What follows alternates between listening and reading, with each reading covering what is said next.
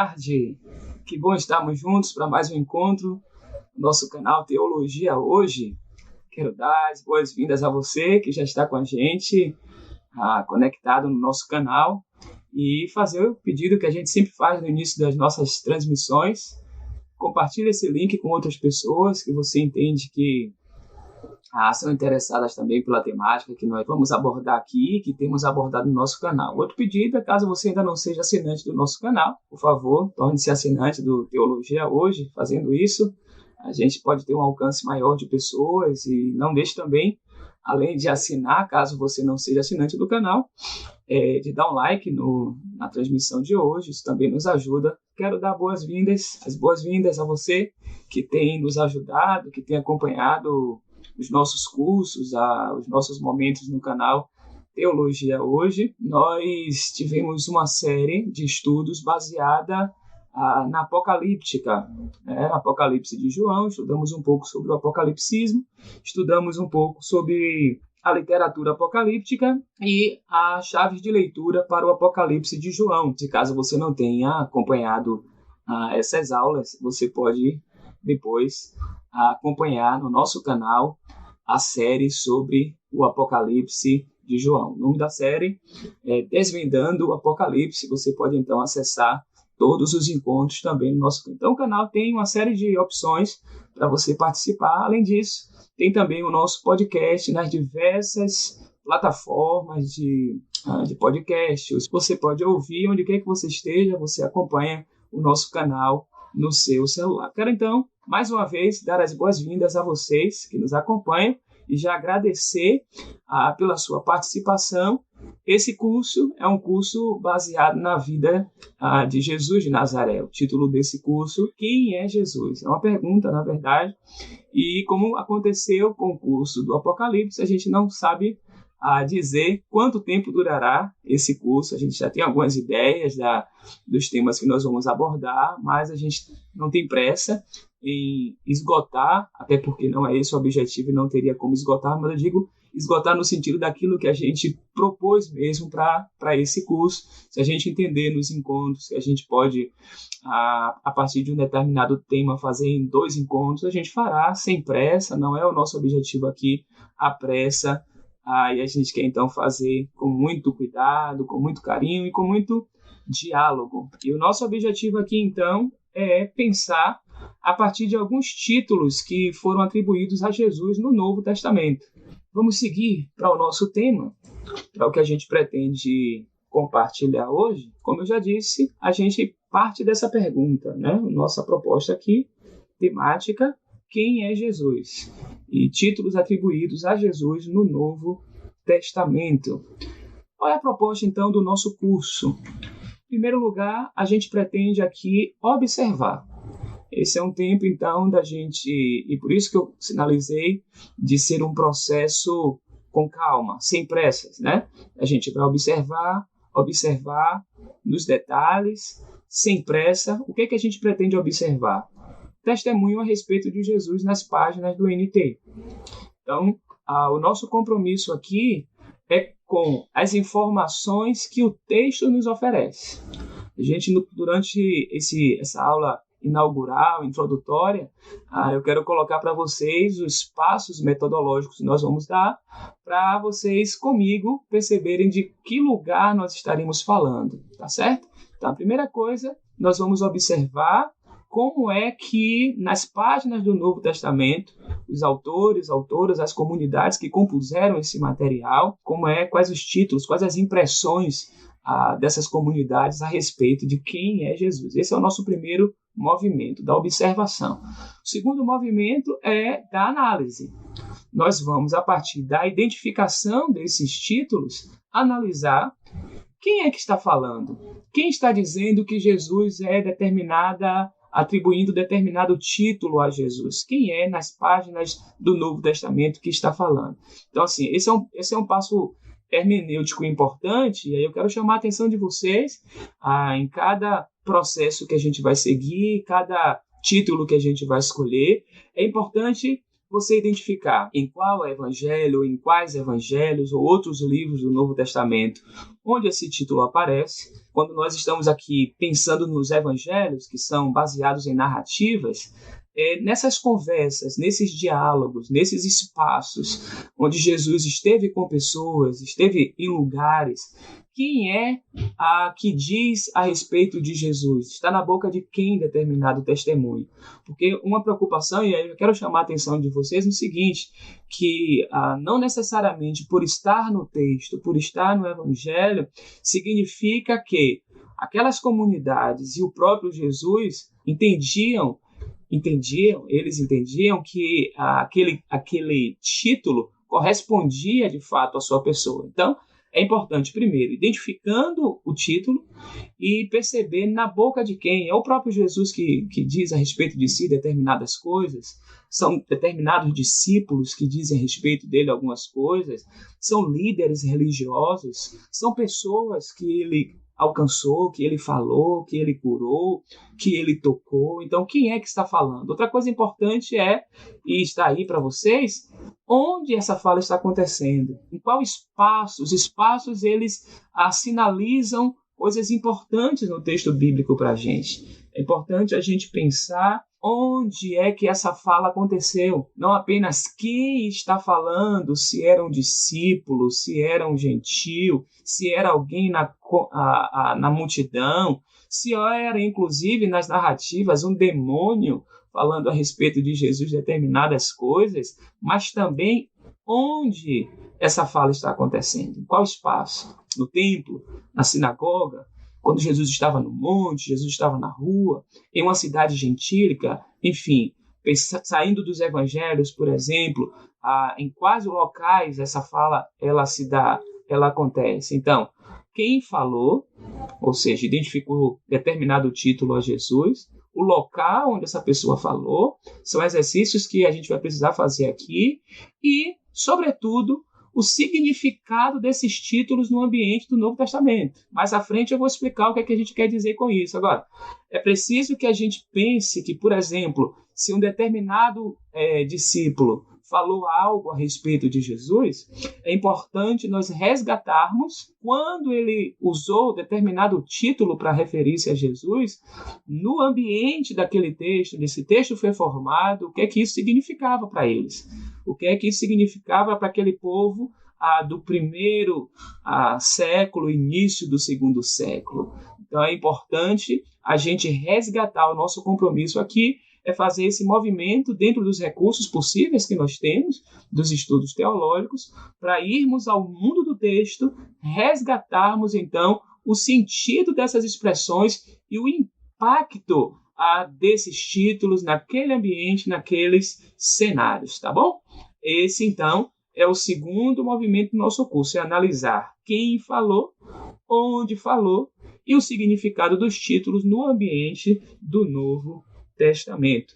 E, por fim, não poderia ser diferente, até porque a proposta desse canal é essa, ela é do diálogo. Então, dialogar, ouvir vocês nas interações que vocês farão, nos comentários, a participação de vocês no chat, os comentários que vocês deixarão nas redes sociais, as reações que vocês terão. O nosso desejo, em alguns momentos, é a gente convidar alguns amigos, claro que não será no formato dos 50 minutos de teologia, que acontece às quintas-feiras, não naquele formato, mas a gente deseja, em alguns momentos, trazer alguns teólogos, amigos, para a gente interagir, dialogar um pouco sobre essas questões desses títulos. E o que é importante é essa atualização.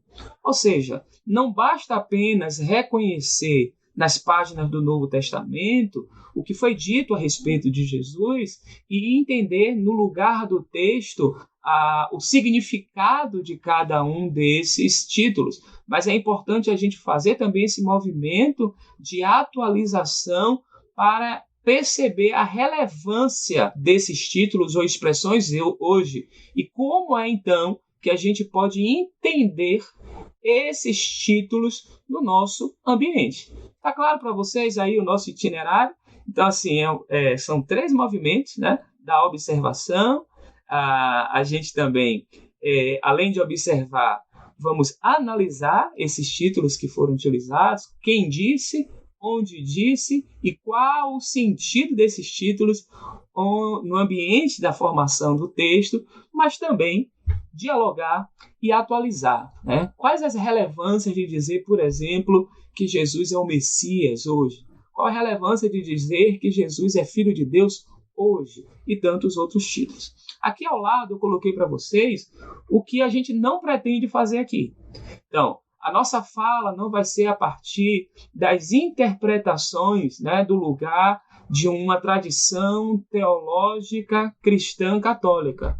Quais as interpretações que foram feitas na tradição cristã católica sobre Jesus? Não faremos isso. Também não faremos o movimento de pensarmos quais as interpretações que a tradição cristã protestante, né, a tradição da teologia protestante, atribuiu a Jesus. Não queremos fazer isso. Muito menos faremos aqui uma observação das deduções daquilo que nós poderíamos chamar de uma teologia evangélica sobre Jesus. Também não faremos o resgate, que é muito importante na teologia, tem o seu lugar, tem muitos estudos que vocês, inclusive, podem encontrar em canais no YouTube, em textos na internet, e aqui há processos que são mais exaustivos para aqueles que estudam na graduação, mas vocês podem acessar, por exemplo, elementos sobre a busca do Jesus histórico, que foi um movimento importante para a teologia do Novo Testamento, mas aqui a gente não vai se ater a essas questões, entendendo a sua relevância, entendendo a sua importância, mas o nosso recorte se dará a partir de uma especificidade. Também a gente não vai discutir aqui, por exemplo, os elementos, né, dos concílios, das controvérsias cristológicas e das deduções que a igreja chegou a respeito de quem é Jesus teologicamente. De propósito, aqui eu estou colocando essas duas expressões, né, que são temas importantes dentro da teologia, do Jesus teológico e do Jesus histórico. Talvez em um dos nossos encontros, sem de alguma forma nos aprofundarmos totalmente sobre isso, a gente pode em algum momento falar um pouquinho o que foi esse movimento da busca pelo Jesus histórico, mas sem entrar nas minúcias, assim como há essa distinção pedagógica que é feita sobre esse lugar do Jesus histórico ou Jesus teológico, tá bom? Espero que tenha ficado claro para vocês aí as nossas intenções nesse curso. A gente sempre gosta de deixar de maneira muito deixar explícito aí para vocês os objetivos do nosso curso e tentar caminhar dentro de uma metodologia, deixando de maneira muito clara para vocês aí o que é que nós queremos fazer aqui, tá bom? Então vamos seguir um pouco mais e aqui eu quero colocar para vocês alguns dos títulos que aparecem no Novo Testamento e que nós vamos estudar aqui. Como eu disse, pode acontecer de um dos nossos encontros a gente trabalhar um tema em um encontro, mas pode acontecer, porque o nosso desejo aqui é não nos estendermos muito em cada encontro, a gente fazer em 2 partes ou até 3 partes cada estudo. A gente não está com pressa aqui de finalizar, de cumprir um programa e finalizar isso. A gente não está com esse tipo de preocupação aqui. Eu espero que vocês também não tenham essa pressa e não estejam com esse tipo de preocupação. Então, alguns títulos que nós iremos estudar são Jesus foi um profeta, Jesus como profeta, Jesus como servo sofredor, a ideia de sumo sacerdote, também,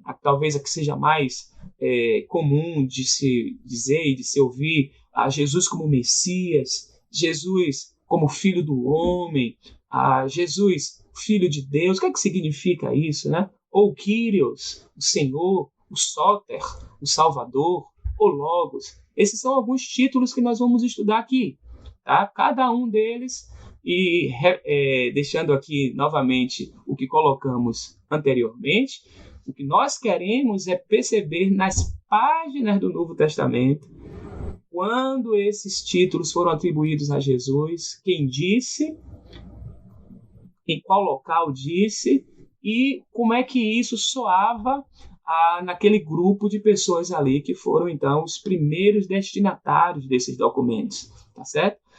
Nós estamos com uma distância cronológica desses documentos e temos alguns desafios para recuperar algumas coisas, mas a pesquisa em Bíblia nos ajuda nesse sentido. Então, a gente pretende aqui caminhar nessa direção, de resgatar cada título desse a partir do seu lugar. Como é que um judeu no primeiro século, início do segundo século, entendia a expressão Messias? Ao mesmo tempo, quando o ministério e a mensagem de Jesus começa a sair daquela região ali, do Antigo Oriente Próximo, e vai para a região, alcançando o Mediterrâneo, né? O que é que significa para um gentio, por exemplo, pensar nesse tema Messias? Soa para ele da mesma forma como soaria para um judeu, dizer que Jesus é o Messias, ou Jesus o Filho do Homem? O que é que significava isso para eles? O que é que significava dizer para um judeu a expressão Filho de Deus? E para um gentio, a expressão Filho de Deus significa o quê? Né? E as outras também, os outros títulos, né? Jesus como Kyrios, ou Senhor, que é a palavra grega, Kyrios, a palavra grega Soter, que em português Salvador, e aquela expressão que aparece no prólogo do Evangelho de João, que é também alvo de tantas discussões, e a gente quer aqui trabalhar um pouco sobre isso também, tá certo? Esses são os títulos que nós vamos estudar aqui no nosso curso. E aí eu queria colocar para vocês um texto bíblico que está em Marcos.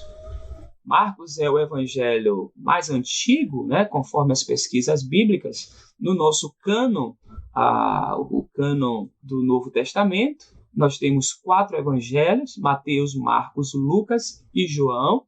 E é importante, caso você não tenha ainda essa informação, colocar para vocês que, apesar da ordem, Mateus vem em primeiro lugar, mas por ordem de escrita, o evangelho de Marcos ele foi escrito antes de Mateus e antes de Lucas e João.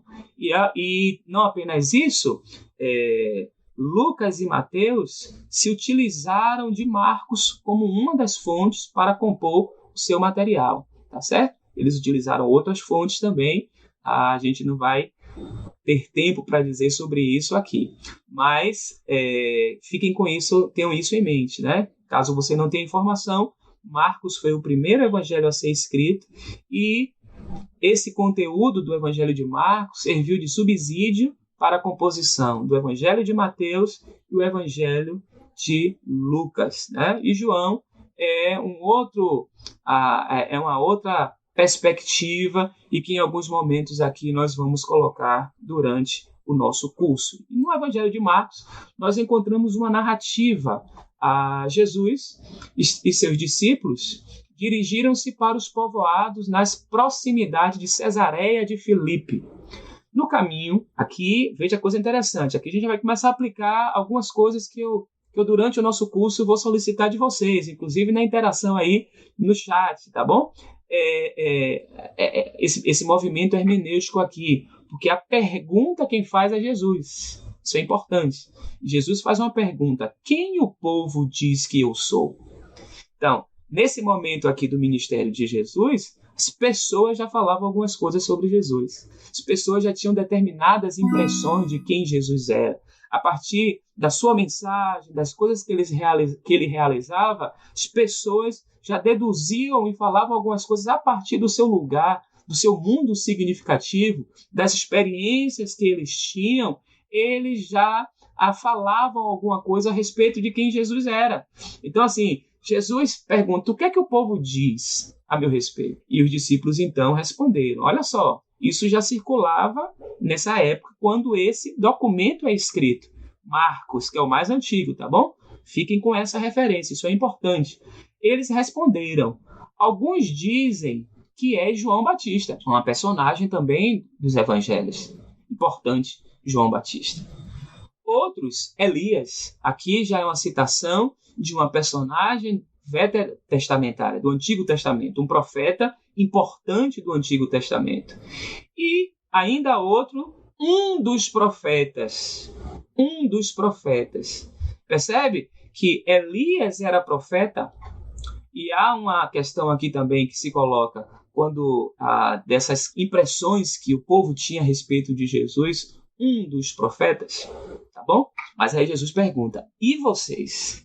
Isso aí eu acho muito legal.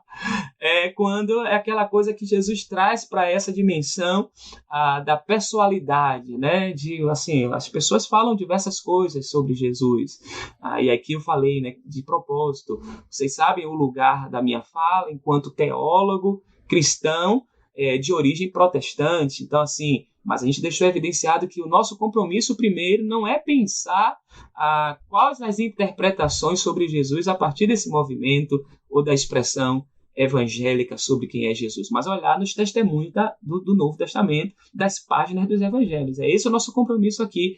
O nosso curso vai nessa direção. Então, ele pergunta, e vocês? Quem vocês dizem que eu sou? Quem vocês dizem que eu sou? Quais são as visões que vocês têm a meu respeito? Quais são as impressões que você tem a meu respeito? E aí Pedro, um dos discípulos, responde, tu és o Christos. Cristo é a palavra grega que é, se fôssemos usar aqui o Antigo Testamento, é a palavra Mashiach, Messias. Então a palavra Christos é a palavra grega, é a palavra Messias, que é hebraica, em grego. E no nosso caso, se fôssemos traduzir essa palavra, seria ungido, né? Aquele que de alguma forma recebe, é investido, é coberto com determinada substância, né? É investido com alguma autoridade. Aqui tem possibilidade de a gente pensar essa palavra. Então, Christos, quando a gente lê na nossa Bíblia, Jesus Cristo, não é o sobrenome de Jesus, né? E sim um título que é agregado ao seu nome, que poderia se dizer, Jesus, o Messias, ou Jesus, o ungido, tá certo? Então, Pedro responde isso, tu és o Cristo. E aí é interessante, e nós não vamos trabalhar isso aqui também no nosso curso, né? Mas tem o Evangelho de Marcos, ele é um evangelho muito rico, né? Um evangelho curto, direto, mas tem uma série de nuances nesse evangelho e que chamam a nossa atenção. E numa pesquisa do Novo Testamento, aquilo que se chama do segredo messiânico, né? Um dos sinais do segredo messiânico está aqui. Após a resposta de Pedro, Jesus fala assim, olha, Jesus os advertiu que não falasse. A palavra que está na língua original, no grego, é uma repreensão severa, né? Talvez a nossa tradução ela perde a força daquilo que está no texto, na língua original, no grego, quando Jesus os adverte que não falassem a ninguém a seu respeito. A gente encontra no Novo Testamento essas duas questões. A questão das pessoas que começaram a ver Jesus falando e fazendo coisas, e eles também, antes de chegar a uma conclusão, eles perguntavam, quem é esse? Você vai observar várias passagens nos evangelhos onde, diante da surpresa das ações de Jesus, as pessoas ficavam inquietas com aquela situação e faziam a pergunta, quem é esse? E não apenas as pessoas comuns, mas inclusive seus discípulos, diante de situações que Jesus realizou, ficavam surpresos e perguntavam, quem é esse? E aqui a questão já é outra. A questão já é Jesus perguntando, quem vocês acham que eu sou? O que é que o povo diz a meu respeito? E o que é que vocês acham a meu respeito? Essas duas questões, elas são importantes, a gente precisa trabalhar com as duas aqui. E aí eu quero, a gente não vai fazer desse nosso encontro aqui um mergulho tão profundo em questões teológicas. A gente entende que o nosso canal ele tem uma audiência plural. É uma audiência plural de gênero, isso é muito bom. E a gente acompanha né, a partir dos dados que o próprio YouTube nos fornece, um público feminino, um público masculino, é um público plural. É plural também na faixa etária, a gente tem essa diversidade. É plural na questão dos interesses religiosos, tem pessoas que são de credos dos mais distintos, que nos acompanham e que interagem conosco e conversam conosco, e isso é muito bom. Então, nesse sentido, o nosso público é um público plural também, e também no que diz respeito à formação, eu diria, teológica. Existem pessoas que nos acompanham, que são estudantes de teologia, que estão estudando teologia hoje, são pessoas que já estudaram teologia, e um grande número de pessoas, e essa parte, não que as outras não me alegrem, mas um grande número de pessoas interessadas em teologia, que ainda não ingressaram formalmente para um estudo teológico, mas que são interessadas, que leem, que questionam, que perguntam, e que eu espero que, de alguma forma, esse canal ele ajude você também nesse processo, para que você dê o passo seguinte. Aqui a gente não vai resolver, a gente não pretende aqui esgotar assuntos e esgotar temas, como temos dito. A gente tem oferecido ferramentas para gerar esse estímulo, gerar essa aproximação, e quem sabe esse grande número de pessoas que nos acompanham, que não são estudantes, por assim dizer, de uma teologia formal, mas que de alguma forma esse canal possa estimular você a isso também. Então, nosso público é plural, e a gente tenta aqui a dialogar de maneira que, compreendendo essa diversidade e essa preocupação com a linguagem, com os termos, a explicação de determinados termos, para que a gente possa ter consciência do lugar da nossa fala, o que é que nós queremos dizer quando mencionamos algumas coisas aqui. Eu quero trazer, então, um teólogo já falecido, um teólogo luterano, nascido na França, com uma publicação, muitos dos seus livros foram traduzidos em língua portuguesa, o Oscar Cullmann,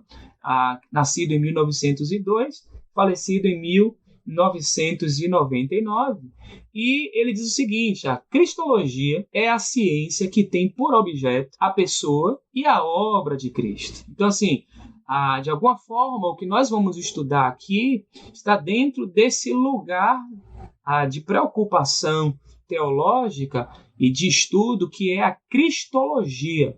E eu poderia trazer vários outros teólogos aqui para falar sobre o que é a cristologia, mas, em tese, de alguma forma, essa síntese que Cullmann faz, ela é importante aqui, onde coloca esse lugar de que, sendo uma ciência, ela tem método, ela tem maneiras de seguir, de caminhar, não é pura e simplesmente assim, o aspecto da fé, não que isso não seja importante. A teologia, ela parte da fé, mas entenda aqui que é essa compreensão e esse olhar, de alguma forma, que se distancia daquilo que está observando, né?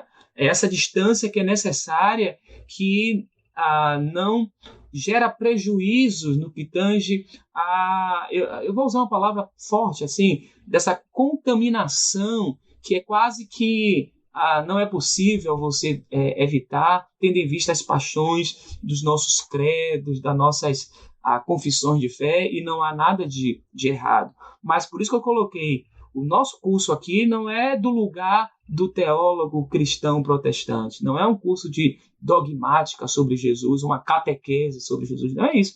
Nós vamos olhar o testemunho do Novo Testamento, como é que Jesus aparece nas páginas do Novo Testamento. E aí, esse processo do impacto que esse Jesus já fez ou poderá fazer, tem um livro na sua vida, né? Tem um livro de um teólogo chamado Marcus Borg, e ele foi traduzido em português com o título de Jesus. Jesus, e falando um pouco dessa busca histórica de Jesus. Mas ele, na língua inglesa, tem um título interessante, que, se nós fôssemos traduzir diretamente, né, algo assim literal, para a nossa língua portuguesa, o título desse livro seria Encontrando Jesus outra vez pela primeira vez.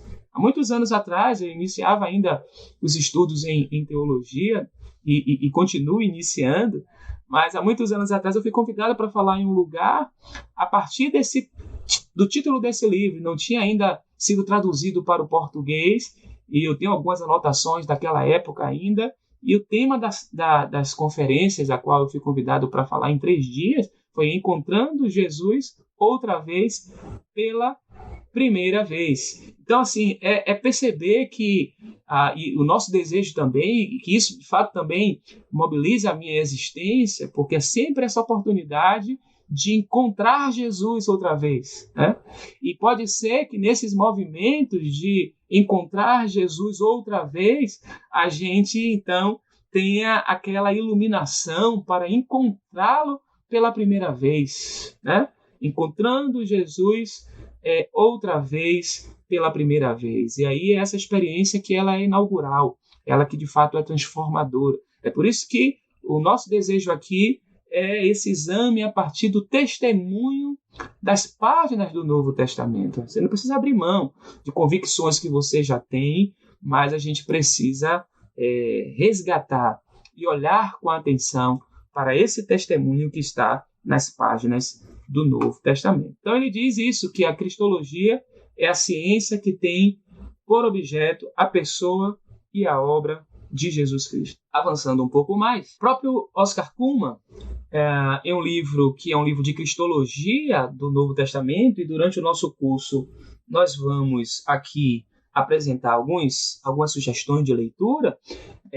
Tem esse livro dele que foi traduzido para o português, Cristologia do Novo Testamento, de Oscar Cullmann, a editora que publicou aqui no Brasil, a Agnus. É um texto que, assim, a pesquisa bíblica, ele é um autor que faleceu em 1999. Então, a pesquisa em Novo Testamento já deu alguns saltos sobre essa questão, dados novos que foram encontrados, mas eu considero um dos livros a referência ainda para pensarmos uma cristologia do Novo Testamento, que é a Cristologia do Novo Testamento de Oscar Cullmann. Fica aqui a primeira indicação da nossa série de estudos, muitos textos nós vamos então apresentar a vocês aí durante as nossas conversas. E ele diz o seguinte, que as confissões de fé mais antigas da igreja primitiva têm uma tendência exclusivamente cristológica. Na verdade, é nas confissões de fé posteriores que encontramos a fórmula Deus, Cristo e Espírito Santo. Aqui ele está falando da ordem, né? Onde a ideia do Deus Pai aparece em primeiro lugar nas fórmulas posteriores na tradição cristã. Esse tipo de disposição gerou uma opinião errônea, segundo a qual a obra de Cristo não teve, aos olhos dos primeiros cristãos, nada a ver com a criação, apenas com a redenção. Então, assim, eu trouxe de propósito essa citação do Oscar Cullmann, que de alguma forma ela vai nos colocar do que é proposta do nosso curso aqui. Perceba que ele tem 2 aspectos, todos os dois estão no ambiente da tradição cristã e de tradições ali dos inícios mesmo. E a necessidade, então, desse retorno às páginas do Novo Testamento, porque há essa consciência de processos que foram, de alguma forma, percepções que foram modificadas, né, no crescimento, no desenvolvimento das comunidades cristãs, do movimento chamado movimento cristão. E ele, então, percebe e nos convida também essa reflexão que se volta para o testemunho das páginas do Novo Testamento. Porque muitas vezes, quando nós elaboramos fórmulas, e que são as fórmulas que oferecem, então, esse instrumento das nossas confissões, né, da nossa crença, e se não olharmos as suas bases, né, e como de alguma forma elas foram construídas e por que foram construídas, a gente tem que fazer isso com atenção para perguntar se estamos de fato identificados com aqueles processos iniciais, né, do movimento, com todas as suas complexidades, mesmo o movimento inicial, ou se estamos tão distantes dele, não apenas cronologicamente ou culturalmente, mas assim dos seus objetos mais consistentes, das suas teses mais consistentes. E ele coloca justamente isso, que essas fórmulas posteriores, ou seja, que se afastam um pouco mais das fórmulas presentes no Novo Testamento, e não apenas elas, mas, e mais à frente nós vamos falar sobre isso, daquelas tradições pré-literárias. Eu já falei aqui que o Evangelho de Marcos, ele serviu de fonte para Mateus e para Lucas, mas Marcos também se municiou de histórias, de narrativas, né? De ditos, para construir o seu documento. E fazendo uma pausa aqui, vamos pensar das questões cronológicas, que é Paulo quem começa a escrever primeiro documentos da fé cristã, ou seja, suas interpretações sobre a experiência que ele teve com Jesus. As cartas de Paulo, elas foram escritas antes dos evangelhos. Tudo indica que o documento mais antigo que nós temos, que chegou às nossas mãos da tradição cristã, é a primeira carta de Paulo aos Tessalonicenses, que foi escrita aproximadamente 51 depois de Cristo. Esses dados da antiguidade você não pode cravar com essa exatidão, mas por elementos, né, dessa busca de comparações, enfim, você tem uma data aproximada. Então, 51 depois de Cristo é a data que a carta de Paulo foi escrita aos Tessalonicenses. O Evangelho de Marcos já é da década de 60. Tem autores que pensam no início da década de 60 a 65, e há variação também. O que há assim, consenso entre boa parte dos estudiosos é que ele não é pós-70, e 70 é uma data importante naquela tradição, que é a data da destruição do templo, a invasão, a destruição ali de Jerusalém, com Tito, Vespasiano. Então, assim, Marcos, dos 4 evangelhos, é o único que é escrito antes de 70, da década de 60. Mas ainda assim, há 10 anos, 8, 10 anos, para alguns autores, 15 anos de distância entre os primeiros escritos de Paulo, tá certo? Então, Paulo tem o seu lugar, tem a sua importância ali, e tanto Paulo como também o Marcos, que é o evangelho mais antigo, eles se utilizam daquilo que nós chamamos das fontes pré-literárias, as experiências de confissão das comunidades.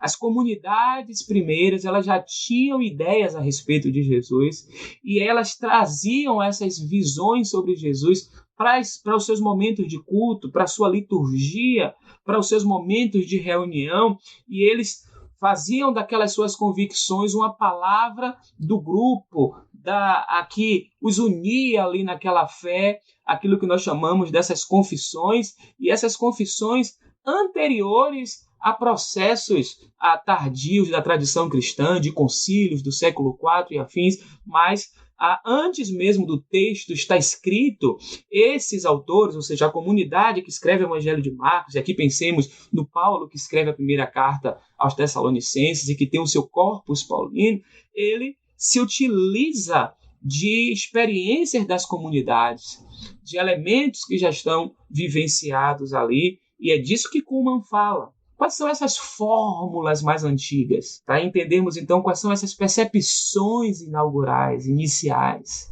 Por isso que quando nós formos estudar os temas, né, os títulos, a gente vai com essa compreensão. E eu quero trazer aqui alguns textos para vocês que vão nos colocar nesse lugar de compreensão disso que está sendo dito aqui. Há uma confissão, há uma fórmula sobre quem é Jesus no Evangelho de João. O Evangelho de João, dos 4 evangelhos, é o último a ser escrito.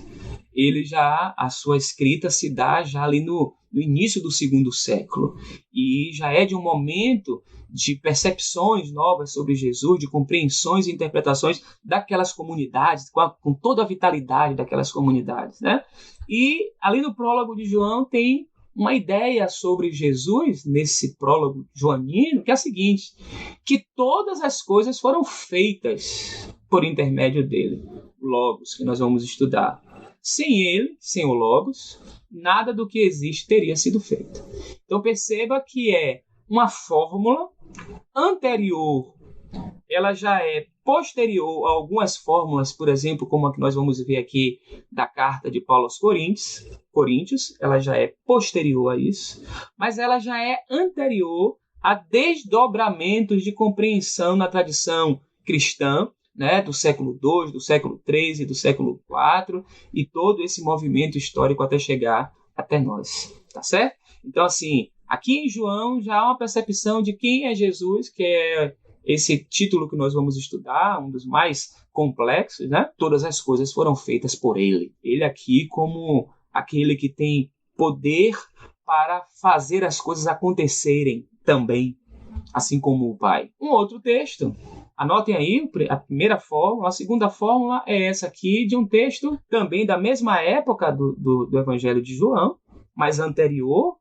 aos concílios. Diz o seguinte, Colossenses 1,16, que é aquele hino cristológico de Colossenses, que diz: pois nele foram criadas, está falando de Jesus aqui, foram criadas todas as coisas nos céus e na terra, as visíveis e as invisíveis, sejam tronos ou soberanias, poderes ou autoridades, todas, palavra grega panta, todas as coisas foram criadas por ele e para ele. Percebem? Então, assim, duas fórmulas confessionais a respeito de Jesus, que está presente ali nos documentos, né, nos 27 documentos, e, de alguma forma, elas acrescentam elementos da percepção sobre quem Jesus é, um pouco além do que, por exemplo, aparece nos evangelhos, né? Mas, ao mesmo tempo, quando a gente observa essa movimentação da tradição cristã, os desdobramentos, a gente percebe, então, um deslocamento e um acento para a questão, justamente para reforçar, inclusive, uma doutrina importante da tradição cristã, que é a doutrina da Trindade. E a doutrina da Trindade coloca Pai, Filho e Espírito Santo, o Deus que é Pai, o Deus que é Filho e o Deus que é Espírito Santo. E a grande questão aqui é que se associou o tempo todo a ideia, a partir dessas deduções, né, do Pai enquanto aquele que cria. E o Filho é aquele que redime, né? Ou seja, como Kuhlmann colocou, a redenção associada a Jesus e a criação associada ao Deus Pai. Mas as duas confissões que nós lemos aqui são confissões que vão mostrar um papel ativo desse que na Trindade é posto como o Deus Filho, como um elemento da criação também. Então, assim, todas as coisas foram feitas por intermédio dele. Sem ele, nada do que existe teria feito. Né? E Colossenses, nele foram criadas todas as coisas nos céus e na terra. Então, aqui é esse cuidado para não dissociar dessa a segunda pessoa da Trindade, né? Como costumeiramente se diz, o Deus Filho, Jesus Cristo, como partícipe da obra da criação e não apenas na redenção, como fórmulas posteriores acentuaram isso, o papel do Pai enquanto Criador e do Filho enquanto o Redentor, tá certo? E aqui uma outra confissão, e eu quero também ler aqui no texto, mostrar algumas coisas para vocês, ler aqui, depois fazer um movimento, uma das raras confissões de fé no Novo Testamento, que mencionam juntamente a Cristo e a Deus Pai, se encontra na primeira carta de Paulo aos Coríntios, olha aqui, Paulo, documentos anteriores aos evangelhos, e Paulo diz o seguinte, 1 Coríntios 8, versículo 6, todavia, para nós há um só Deus, Theos Rho Pater, há um só Deus, o Pai, de quem são todas as coisas, e para quem existimos, e um só Senhor. Veja aqui um dos títulos que nós vamos estudar, que é esse, Kyrios, e um só Senhor, Jesus Cristo, pelo qual são todas as coisas. Ou seja, todas as coisas são por intermédio do Pai e do Filho. E nós também por ele. Aqui ao lado está um manuscrito, né? Só trouxe aqui para vocês terem uma ideia. É um texto antigo que está digitalizado, o manuscrito sinaítico, né? E que é escrito em grego. E é interessante aqui vocês observarem o texto como ele era escrito, né? Esses documentos mais mais antigos aqui, datados do século IV, as letras maiúsculas, tá vendo? E sem intervalo entre palavras e palavras, tudo junto, sem essa pontuação convencional. E aqui vocês encontram, inclusive, algumas anotações. Esse manuscrito é datado do século IV, é o manuscrito sinaítico. Aqui está um documento muito importante da nossa tradição cristã. Está vendo algumas anotações que são feitas nessa cópia, nesse documento? E está aqui, era assim que era escrito os textos do Novo Testamento, os mais antigos, pelo menos ali datados do século IV. Mas o que eu quero chamar a atenção, espero que vocês tenham visto aí alguma coisa, né, do que está sendo colocado, espero que tenha ficado minimamente assim, em condições de vocês poderem acompanhar, quem nunca teve acesso ao texto na língua original, e mais que isso, né, o documento, o manuscrito mesmo, conforme ali no século IV, cópias, né, do século IV, tá bom? E então, como já foi dito aqui, é uma das raras confissões de fé do Novo Testamento, que colocam aqui o Pai e Jesus, o Filho, juntos, né? Juntos na obra da criação. E aqui também uma confissão de fé, uma profissão de fé antiga, né, dentro do texto do Novo Testamento, e que, de certa forma, difere de algumas profissões de fé posteriores, tá bom, meus queridos e queridas? Vamos avançar um pouquinho mais? Então, aqui concluindo com a fala do Oscar Cullmann, ele coloca que as antigas confissões de fé são particularmente importantes para o conhecimento do pensamento primitivo. Então, assim, a gente quer se aproximar desse pensamento primitivo, conforme o testemunho do Novo Testamento, sendo um resumo das convicções teológicas dos primeiros cristãos. Cada texto do Novo Testamento é uma compreensão, uma percepção teológica, e a gente não pode pensar, por exemplo, aqui, essa questão teológica a partir das categorias do que nós dizemos teologia hoje, mas são percepções teológicas a respeito de Jesus e como resultado daquelas vivências comunitárias, daquelas experiências de fé daqueles primeiros cristãos. Então, essas fórmulas, elas condensam um testemunho mais amplo dessas comunidades. Elas aparecem, então, como uma síntese ou um resumo das convicções. Quem é? O quem é respondido nessas fórmulas. Quem é Jesus? O que é que nós, como comunidades, entendemos quem é Jesus? Do seu papel, do seu poder, do que ele ainda faz, né? Então, assim, essas fórmulas colocam a gente nesse lugar dessa compreensão teológica e nos mostram a quais pontos eles davam ênfase. Então, por que algumas coisas aparecem nos evangelhos e outras não? Porque o que vai aparecer nos evangelhos ali é o que, de fato, foram os interesses dessas comunidades, e aqui pense em interesse positivamente, tá? Tem algumas palavras que a gente tem que tomar cuidado para falar, né? Desses interesses dessas comunidades a respeito daquilo que era fundamental para esse compartilhamento. Então, para o que era fundamental para o compartilhamento deles e que refletia também a experiência vivencial, eles então compartilhavam e apresentavam a partir daí. Então, é um resumo das convicções teológicas dos primeiros cristãos e nos mostram a quais pontos eles davam ênfase. O que os interessava mais? Quais verdades eles consideravam primordiais? Isso é tão importante, porque como o nosso movimento, e aqui agora eu falei desse distanciamento, agora eu vou me colocar, né? A nossa tradição cristã é uma tradição espetacular, grandiosa, é um edifício grandioso, como alguns dizem, e ela tem uma série de desdobramentos históricos importantes, significativos.